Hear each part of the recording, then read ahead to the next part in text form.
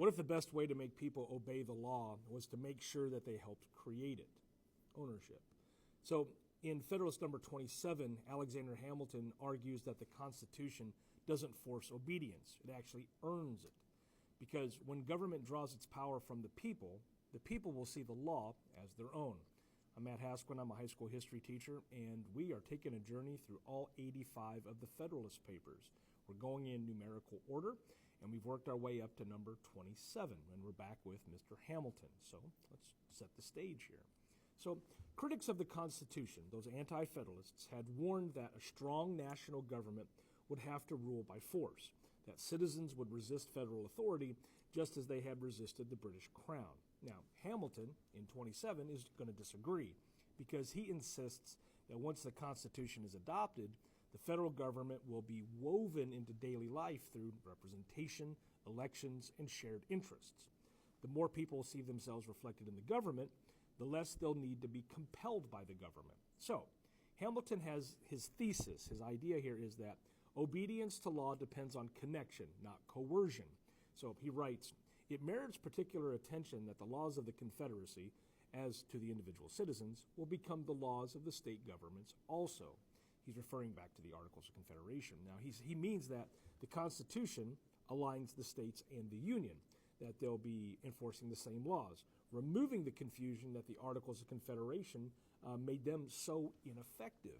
So, under the Articles, federal authority reached only the states. It didn't reach out to the individual citizens, and that made the law enforcement very indirect and weak. There was no executive branch at the federal level. It's all left to the states. So the new Constitution that is created changes all that.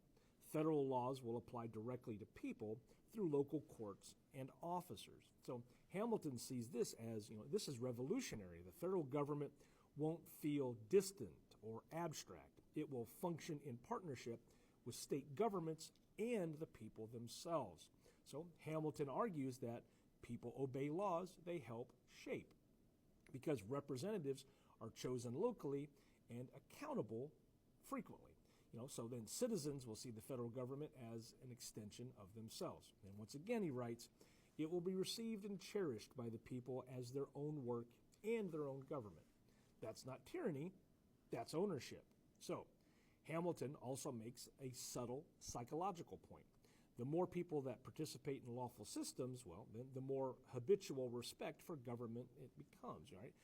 So loyalty to the law isn't imposed. It's learned through a civic experience.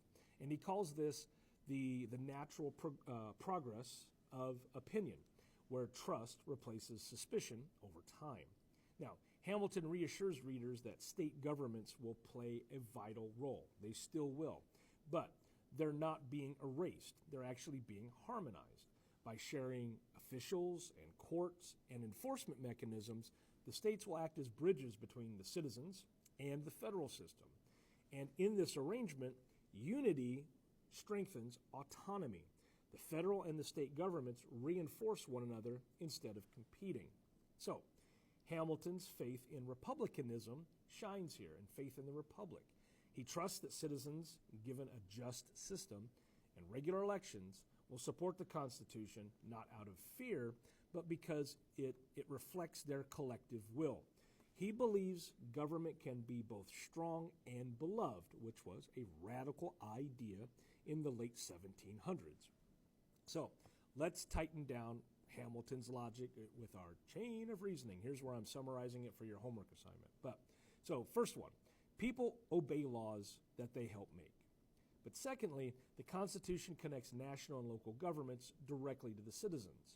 And third, federal law will be enforced through familiar state structures. And then participation creates trust, and trust builds stability.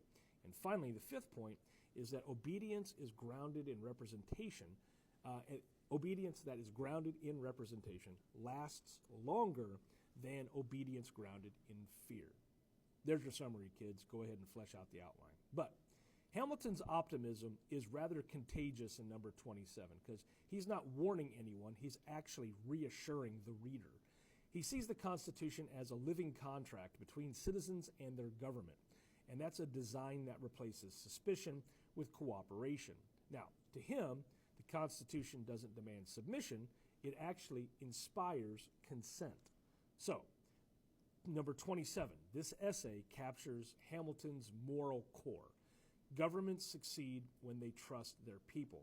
So he argues that the Union will gain obedience not by force, but instead by fairness, by representing every state, every voter, and every interest.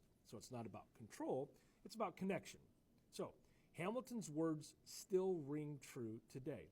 Citizens support the laws they believe that represent them. When governments listen, people cooperate. When they stop listening, people resist. That's kind of like the breaking of the social contract, right?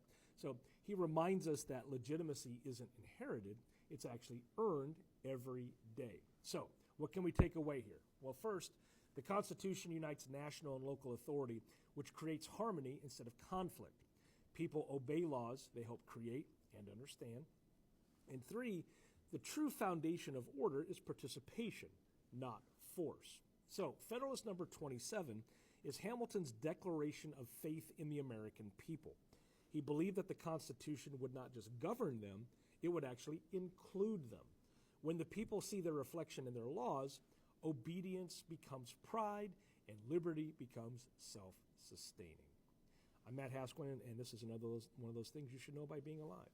If this helped you see how unity and representation can strengthen freedom, please share it or follow along and hang around with me as I come up with Federalist number 28. I have some writing to do. And this is where Hamilton, he actually explains why even in emergencies, the people remain the ultimate guardians of both power and peace. Thanks for hanging around.